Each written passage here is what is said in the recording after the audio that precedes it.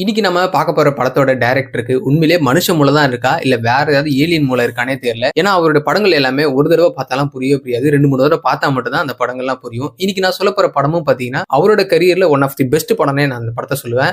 இந்த படத்துக்கு வயசு ஆக ஆக அதோட மதிப்பு கூடிக்கிட்டே தாங்க போயிருக்கு. ஏன்னா இந்த படம் ரிலீஸ் ஆகி 11 வருஷத்துக்கு அப்புறம் திரும்பவும் இந்த படம் ரிலீஸ் ஆயிருக்கு. ஆனா இருந்தாலும் இப்பவுமே மக்கள் அதை பாக்குறதுக்கு ரொம்ப ஆர்வமா இருக்காங்க. ஸ்டோரி என்னன்னு பாத்தீங்கன்னா, நம்ம கூப்பர் ஒரு எக்ஸ் பைலட்டா இருக்காரு. பூமியில நைட்ரஜனோட அளவு அதிகமானதுனால எல்லா தாவங்களும் அழிஞ்சு போயிருக்கு. நம்ம ஹீரோட பொண்ணோட ரூம்ல ஒரு சில புக்ஸ் தானா அலமாரில இருந்து விழுந்துட்டு இருக்கு. இதெல்லாம் பார்த்து பேயின்னு பயந்து அவங்க பொண்ணு அவங்க அப்பாட்ட சொல்றா. ஆனா அவங்க அப்பா அதெல்லாம் எதுவும் இல்லைன்னு சொல்லி அவளை சமாதானப்படுத்துறாரு. அந்த ரூம்ல கிடைச்ச ஒரு சின்ன கோஆர்டினேஷன் மூலமா அவங்க ஒரு இடத்த கண்டுபிடிக்கிறாங்க. அந்த இடம் என்னன்னு பாத்தீங்கன்னா நாசா. அங்க ஒரு ப்ராஜெக்ட் போயிட்டு இருக்கு. அதாவது என்ன, பூமியில இருந்து வேற ஒரு கிரகத்தை கண்டுபிடிச்சு அங்க மனிதர்கள் குடியேற்றலாம் அப்படின்ற மாதிரி ஒரு ப்ராஜெக்ட் போயிட்டு இருக்கு. அந்த ப்ராஜெக்ட் நம்ம ஹீரோவை பைலட்டா சூஸ் பண்றாங்க. அவங்க பொண்ணோட எதிர்ப்பு மீறி நம்ம ஹீரோ பைலட்டா அங்க போறாரு. அதுக்கப்புறம் பாத்தீங்கன்னா விண்வெளியில தான் கதையே நடக்கும். விண்வெளியில எந்த மாதிரியான மாற்றங்கள் நிகழுது, கடைசியில அவங்க அந்த மாதிரி கிரகத்தை கண்டுபிடிச்சாங்களா, அந்த பொண்ணோட ரூம்ல இருந்த கோஸ்ட் யாரு, இது எல்லாத்தையுமே ஒரு செம்மையான சஸ்பென்ஸோடையும் செம்ம ட்விஸ்டோட சொல்லிக்கிற இந்த படம் தான் இன்டர்ஸ்டெல்லர். இந்த படம் 2014 ரிலீஸ் ஆயிருக்குங்க. இப்போ இந்த படம் ரிலீஸ் ஆயிருக்கு. எனக்கு பாக்குறதுக்கு வாய்ப்பு கிடைக்கல. உங்களுக்கு யாருக்காவது கிடைச்சிருந்துச்சு அப்படின்னா இந்த படத்தை மிஸ் பண்ணாம பாருங்க.